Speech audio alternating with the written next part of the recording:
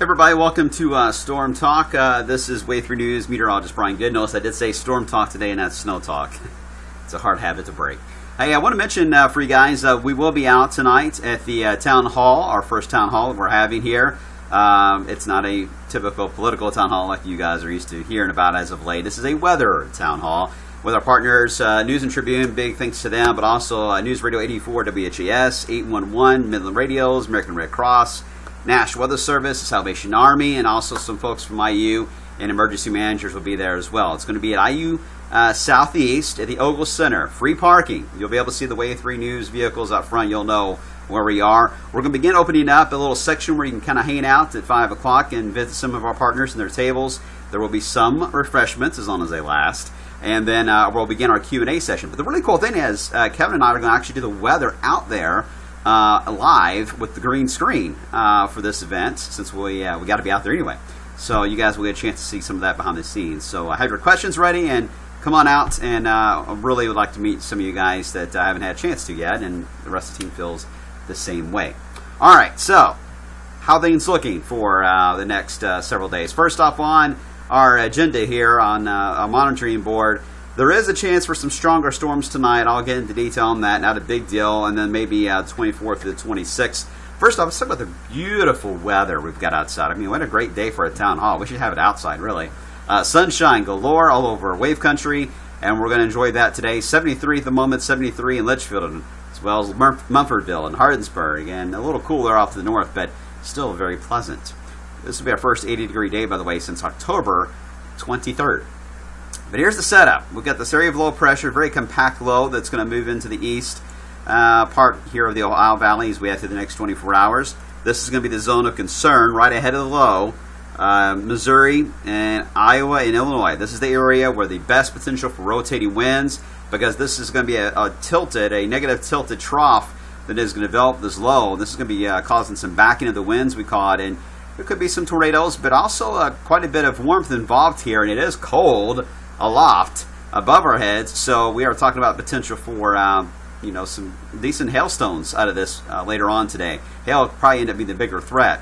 Now, the tail here is what we're going to be watching for later on tonight, but here is what's going to be our saving grace as we get into later on. Notice that the outlook has an enhanced area of severe weather across Illinois and Missouri, slight risk, portions of Indiana, and then a marginal for Indiana. The reason why it doesn't extend all the way down into Kentucky, though, is because of the warm air. We call that the cap this time of the year. And the reason that we've noticed that is that the warm air across portions of Indiana, Ohio, and Kentucky, there is warm air aloft that is causing a capping. You've got to have an imbalance to get thunderstorms to react and develop. You've got to have cold air aloft and warm air at the surface. And because we have warmer air involved aloft, we are not getting a full balance here of an explosive development of thunderstorms. So that's our saving grace, is actually the really warm air that we have. Now, as we head into tonight, that cap, especially in the northern fringe here, is going to weaken. We will get a little bit of cooler air above the surface or above the warmer layer that will allow for some of these thunderstorms to be able to generate as we head into the overnight hours. Here's the NAM 4K showing that tail that tries to develop some thunderstorms. It is going to be a struggle for these guys to develop. And this is going to put us closer to the midnight time frame, it looks like, and thereafter. Here is Futurecast showing them breezing on by around, say, midnight to 2 a.m. Looks to be the time period, maybe a few showers as we head into Thursday. This severe threat, again, is going to be mainly limited to the north areas. Here is the NAM 4K as we head into about 2 a.m., showing the isolated cells. And the reason why they're going to be more cellular and not a solid line of thunderstorms is really about looking at the sounding. When we look at the sounding here, look how it's not a fully saturated sounding here for later on tonight. Yes, it has given us a marginal tornado threat just because of the backing of the winds and the configuration of the trough. Again, it's a negative tilt that is moving through, and that can, of course, cause rotating storms. But the idea here is that with the atmosphere showing a dry punch overall throughout a good chunk of the column, these are going to be isolated cells. It's going to be hard to form a solid band of showers, thunderstorms. Even some of the analogs only showing weak supercell structures developing. So the sum of the story of all this is not a huge threat. Could there be some hail? Yes, that is a possibility. There could be some gusty winds and heavy rain. But I got to stress, this is going to be a very quick shot at a thunderstorm chance. Midnight to 2 a.m., and then it's out of here. it's over with. So some of you, many of you notice it, in fact, as it breezes on by. But we will be monitoring it carefully as we head into the overnight period. All right, beyond that, we do have the front that's going to kind of get dragged to our south after the system leaves. And because it becomes horizontal in nature, there'll be a couple little waves that are right along it. Wednesday into Thursday, there could be a few light rain showers as a result, but overall cooler patterns setting up for Wednesday and Thursday. And then we get into the weekend, where we do have a little bit of a difference here in the models and how this low is going to be configured in the Ohio Valley. GFS is being consistent on it being more of a upper low that kind of gets stuck in the Ohio Valley. Cold enough that there could be some snowflakes. Notice it's a snowflakes, not a snowstorm. Snowflakes are possible, but we will be above freezing, so it is not going to accumulate.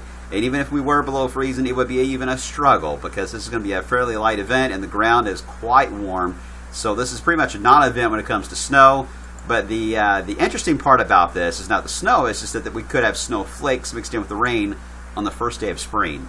That, I think, is more of the interesting part of this, more than the snow itself. But don't be surprised if you see a few snowflakes. Most of us will see areas of light rain and drizzle. And it is going to be much chillier for the weekend with temperatures in the 40s.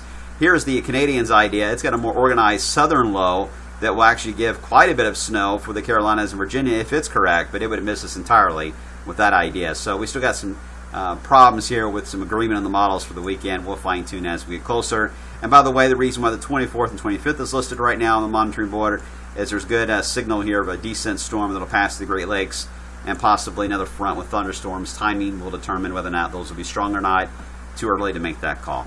All right, that's it for now, guys. Otherwise, got decent forecast. Nice day today. A few thunderstorms for some tonight, and then maybe a cold, chilly weekend ahead for us as we say goodbye to winter. We'll see you tonight at the town hall, beginning again at 5 o'clock.